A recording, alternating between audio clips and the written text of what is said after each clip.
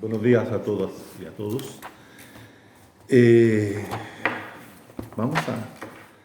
Siempre uno, cuando escucha las ponencias que lo anteceden, siempre uno tiene como la intencionalidad de querer referirse a ella, pero la exposición de Carlos es lo suficientemente atractiva para hacer una serie de planteamientos. Y dicho esto, significa que también lo que yo voy a presentar tiene algunas vinculaciones con lo que Carlos ha señalado. Y yo estaba justamente pensando en el título de la ponencia, que se llama Rumbos y meandros de la política democrática en nuestra América, la perplejidad ante, y ahí dije, ante la crisis y la continuidad del neoliberalismo. Tengo la impresión de que estamos frente a una coyuntura muy dinámica de la historia reciente de nuestra América y que nos hace pensar muchas veces las situaciones como que ya están concluidas, pero de repente aparecen y estallan situaciones que hacen pensar que no están totalmente cerradas. Y es lo que ocurrió, por ejemplo, con el ciclo progresista abierto en América Latina a partir de 1998 en adelante, y que se cierra más o menos en el 2015 con la elección de Macri en Argentina y otras recuperaciones, por decirlo así, dentro de nuestra América, de gobiernos de derecha, que planteó una tesis muy fuerte en América Latina, que era que las sociedades latinoamericanas estaban en un proceso de fascistización. Es decir, estábamos instalando en América Latina procesos de fascismo, o el fascismo había llegado a América Latina. Y esto se reforzó con mucha más fuerza con el caso de Bolsonaro. Con Bolsonaro así era como la expresión misma de que habíamos entrado en una fase de fascismo en América Latina. Bueno, y se señalaba la situación de lo que ocurría también en Paraguay, lo que ocurría también en Centroamérica, en distintos momentos de países latinoamericanos, como que todos estábamos pensando de que entrábamos en una fase de esta naturaleza, de que el fascismo había vuelto. Yo comencé a escribir este trabajo sobre ese tema, la derechización de América Latina. Y yo decía que eso era un fenómeno relativamente falso, que ello no era correcto plantear de que en América Latina se estaba viviendo un proceso de fascistización de sus sociedades, ni que las sociedades estaban emergiendo movimientos fascistas.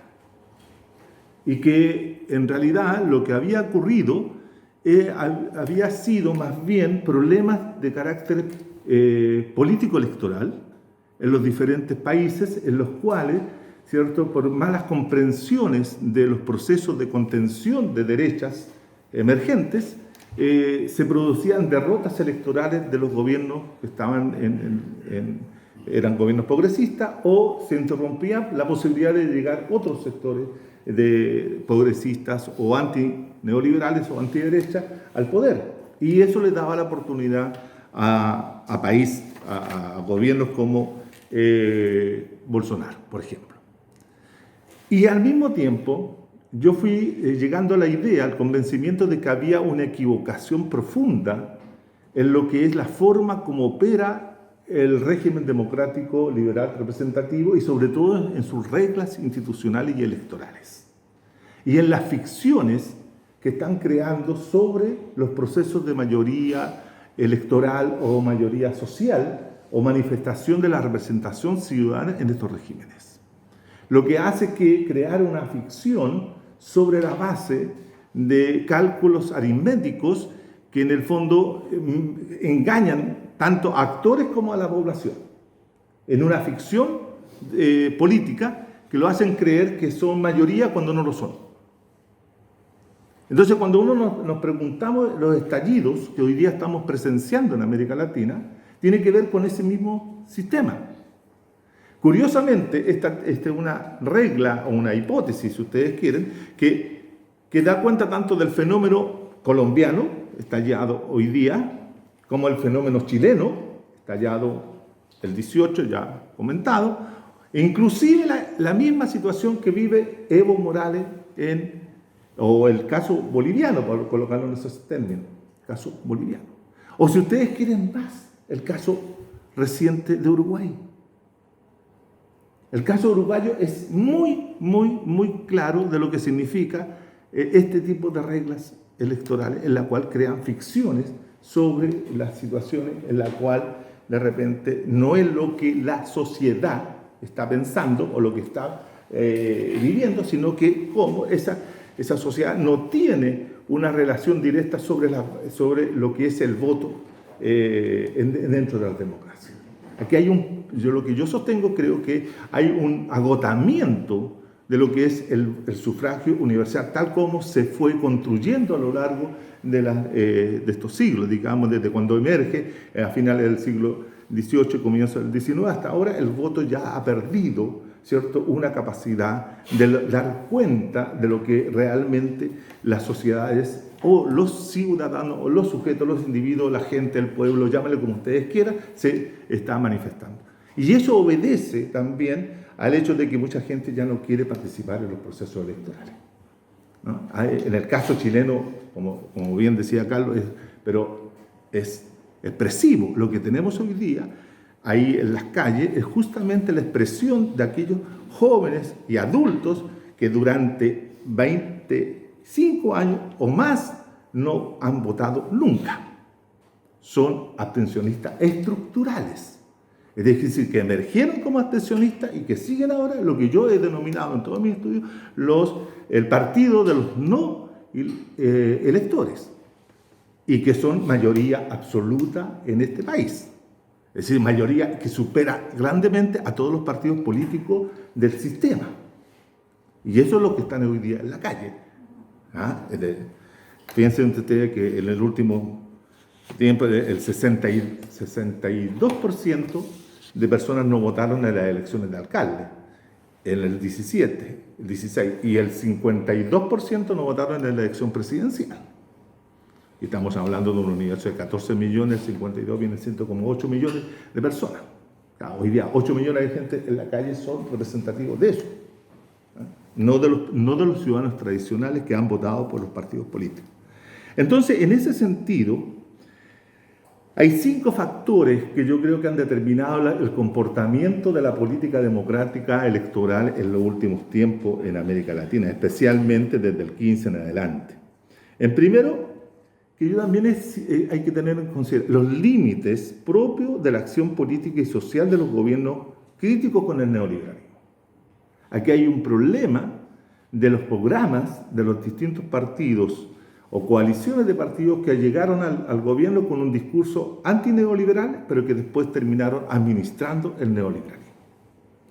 Y introduciéndose elementos de corrección, pero no dando modificaciones sustantivas a lo que era el problema real, que es el neoliberalismo, propiamente tal. Y por lo tanto generando condiciones para que la continuidad del neoliberalismo. La continuidad del neoliberalismo. Acá, en un momento determinado en América Latina, el pensamiento crítico sufre de entusiasmo enormes, entonces se empezó a hablar del post-neoliberalismo. Estábamos en la fase post-neoliberal. Entonces, cuando uno se preguntaba en qué significaba ese post-neoliberalismo, era simplemente señalar que se estaban haciendo algunas políticas de redistribución, algunas políticas sociales, pero que no cambiaba la estructura de poder construida por el neoliberalismo a partir de los años 80 en adelante. Si ustedes reflexionan acerca del neoliberalismo y uno se pregunta en qué país del mundo después de los años 80 ha salido del neoliberalismo, y uno empieza a recorrer qué país ha salido del neoliberalismo y encontrar tal vez uno que a duras penas trata de salir y que se ve enfrentado a un acoso total de todas las fuerzas políticas internacionales contra él, que es el caso de Venezuela. Pero no hay ningún otro país que haya entrado al neoliberalismo y haya salido del neoliberalismo, salvo el caso, como digo, de Venezuela. Pero no hay otro. Eso es lo que habla de la dureza, de la institucionalización, el arraigo que ha tenido el capital neoliberal en nuestras sociedades. Y por lo tanto, cuando llegan estos gobiernos de izquierda o de progresistas lo que hacen es administrar en forma relativamente exitosa el neoliberalismo. Pero el neoliberalismo en América Latina no ha sido superado. Tampoco está siendo superado en Chile hoy día. No pensemos que en Chile, porque tenemos esas miles de gente en las calles, está hoy día suspendido el neoliberalismo. Todo lo contrario, yo he sostenido, por ejemplo, que basta que a fin de mes a todos los chilenos y chilenas que son trabajadores les van a descontar el 10% de su sueldo para que el neoliberalismo siga funcionando, porque ahí está el núcleo central de la reproducción del capital neoliberal en la sociedad chilena. Y por lo tanto, lo que pueden haber son, y lo que han habido, son soluciones neoliberales para problemas neoliberales. Y eso es lo que ha caracterizado a la mayoría de las sociedades latinoamericanas que han entrado en esta fase progresiva, y ahí están los límites del asunto. Después, otro elemento que también influyó mucho para este proceso de supuestamente derechización es la expansión y profundización de la corrupción política. La corrupción política es un fenómeno que en América Latina tiene hondas profundidades, y que se pueden rastrear desde siglos coloniales hasta la fecha, pero tiene una situación que se ha incrementado la corrupción política en América Latina en los últimos 10 años, 15 años. Pero también hay una corrupción política que es una forma de hacer política. Es decir, si bien es cierto, hay corrupción efectiva, la derecha ideó uno de los mecanismos más espectaculares para hacer oposición política, es levantar acusaciones de corrupción a medio mundo. Y eso se usa para confrontar gobiernos que tienen alguna intención de hacer un cambio político más profundo. Pero eso no quiere decir que no exista la corrupción. Y todos los gobiernos, más o menos, han estado imbuidos en situaciones de corrupción política. Eso también generó al interior de la ciudadanía un hastío, un cansancio, un enojo. Porque es un tema que cruza tanto a los gobiernos de derecha, a los gobiernos de centro de derecha, a los gobiernos de centro izquierda, como a los gobiernos de izquierda. Es decir, es un fenómeno que hoy día está presente en la forma de provocar, ¿cierto?, una descomposición de los regímenes políticos de América Latina. Luego, hay un tercer elemento que es el agotamiento y descomposición de las principales instituciones de la democracia representativa. Y aquí especialmente los partidos políticos. Hay una gran desconfianza, una pérdida de credibilidad y de aceptación de los partidos políticos en toda América Latina. Unos más, unos menos, unos partidos que pueden tener ciertos momentos de recuperación, otros momentos de crisis, pero yo sostengo que los partidos políticos son verdaderos muertos vivientes. Existen, fíjense que los partidos políticos existen solo porque la normativa de la democracia establecida en América los permite. Si no existieran, ¿cierto?, los mecanismos de que la democracia se expresa a través de partidos políticos, y así lo dicen la mayoría de las legislaciones y normas, los partidos políticos en este momento en América Latina no existirían. No existirían. Y están agotados completamente los partidos políticos. En la forma, en la constitución, en la manera como se expresan, en la manera que actúan, en la manera como piensan al ciudadano, en la manera como piensa la política. Los partidos políticos hicieron épocas. O sea, también hay una crisis en los partidos políticos. Y por lo tanto, en ese sentido, hay un vaciamiento de la ciudadanía de los partidos políticos. Hoy día ser militante de partido no es una cosa muy importante e interesante. Cuando los partidos como el mexicano Morena se define como movimiento, tiene mayor aceptación que como se definiera como partido, a pesar de que tiene estructura de partido, parece partido y actúa como partido, pero siempre está la idea de que ahí hay algo diferente.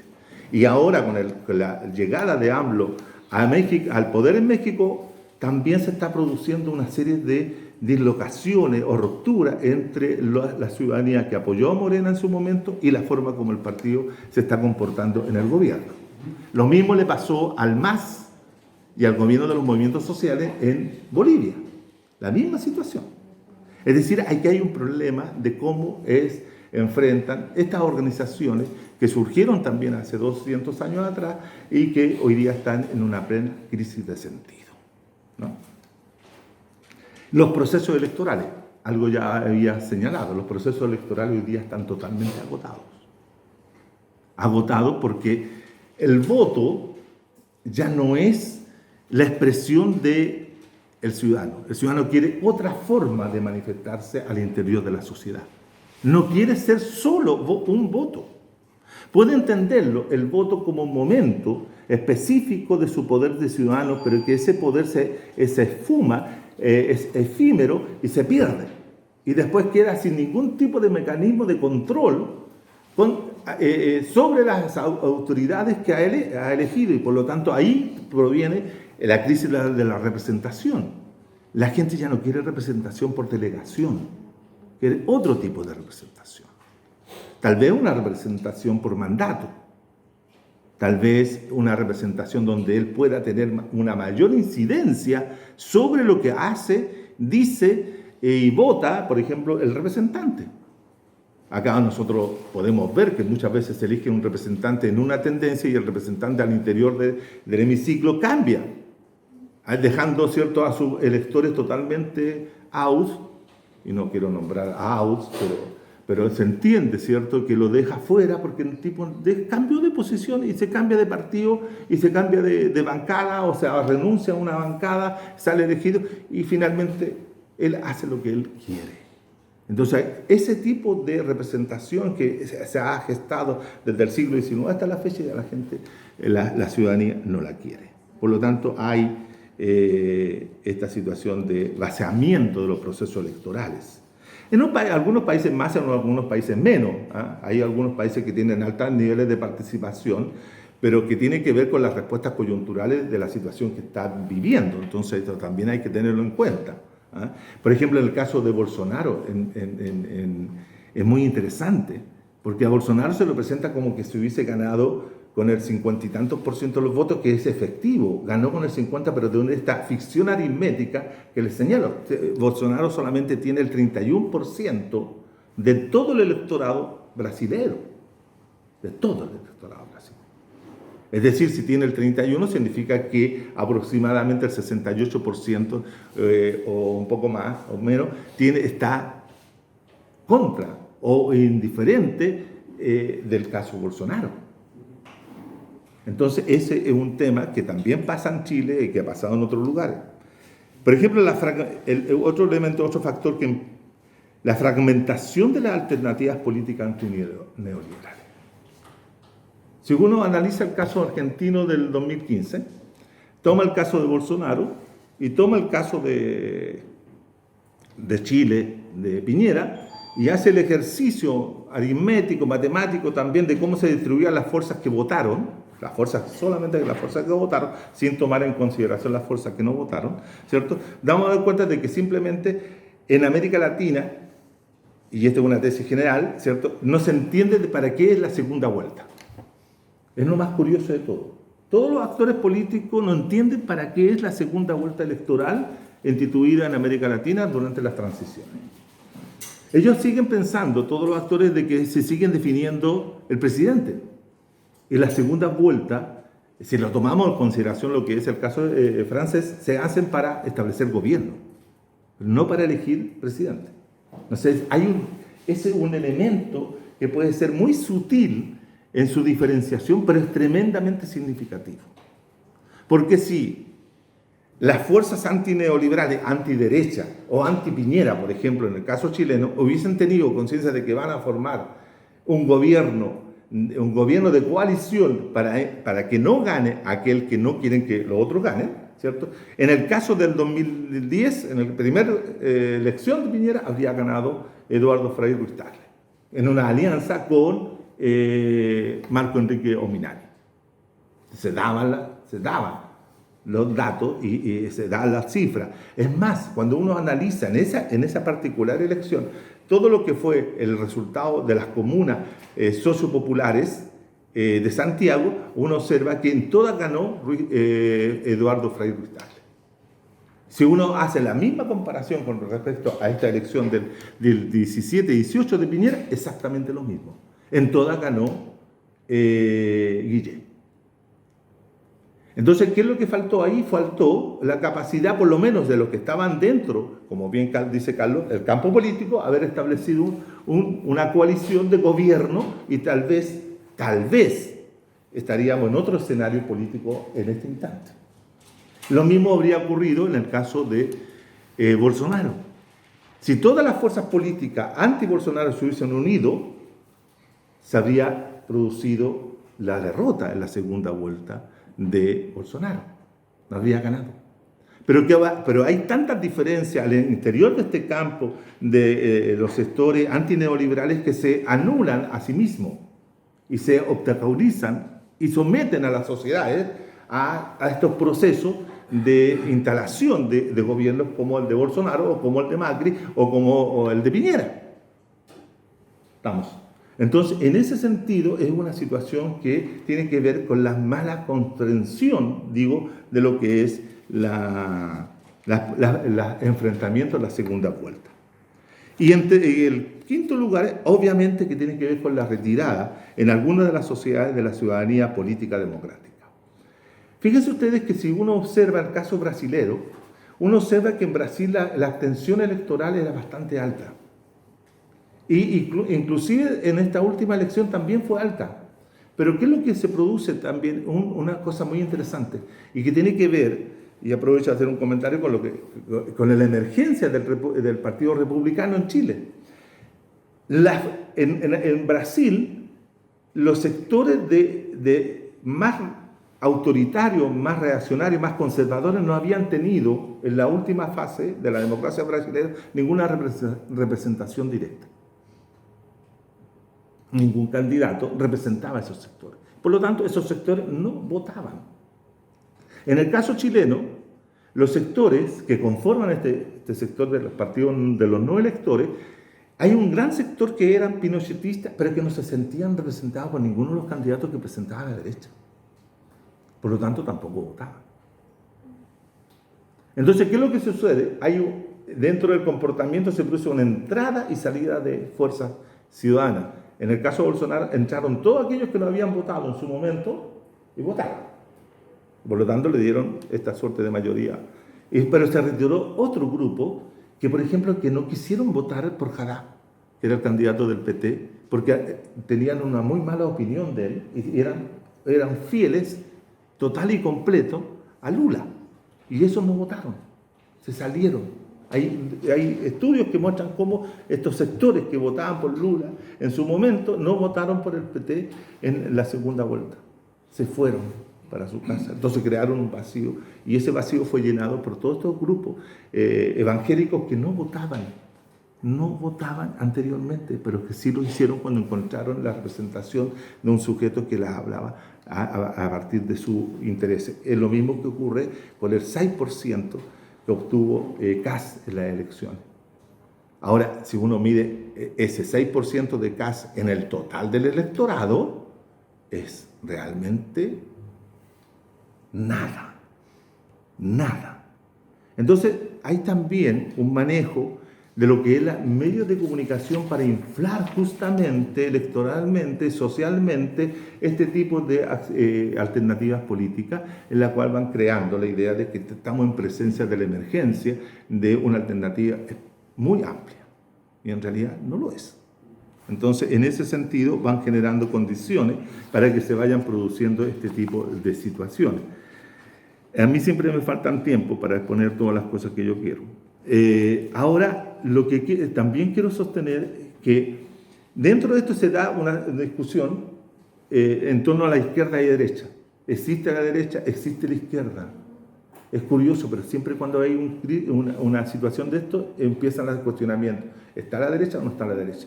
En la última reunión de Claxo en Argentina, inclusive dijeron que no existía la derecha ni la izquierda. Entonces, la misma presidenta, la expresidenta Cristina, ¿cierto? Ahora, esta vicepresidenta, sostuvo que no existía ni izquierda ni derecha. Entonces esto obviamente que abre el espacio para la constitución de gobiernos que no van a tener tampoco un espíritu de transformación radical de lo que significa, sino van a ofrecer capitalismo normal, como diría Kirchner, ¿no? Y el otro elemento que quiero terminar con esto es que la democracia liberal representativa no es inocente de las cosas que ocurren en América Latina. La democracia liberal es gran responsable de lo que ocurre en América Latina y en la forma como se presenta la política en América Latina. Y por lo tanto es necesario modificar la forma de la democracia liberal representativa. En primer lugar, modificando una serie de aspectos de ella misma, como por ejemplo las reglas electorales. Hay que volver a pensar creativamente el voto. El voto hay que pensar. Porque la gente que no ha votado estructuralmente, como el caso chileno, no va a ir a votar, aunque le digan que eso va a ser para la construcción de un nuevo sistema. Porque no entiende que el voto sea simplemente una raya. Hay algo más que están pidiendo para actuar en ese proceso. Entonces, en ese sentido, hay que cambiar la forma de representación, hay que cambiar la forma como se cuentan los votos, cómo se establecen las representaciones, etcétera, etcétera. Y finalmente, yo digo que hay que romper el nudo georgiano. ¿Y cuál es el nudo? El capitalismo.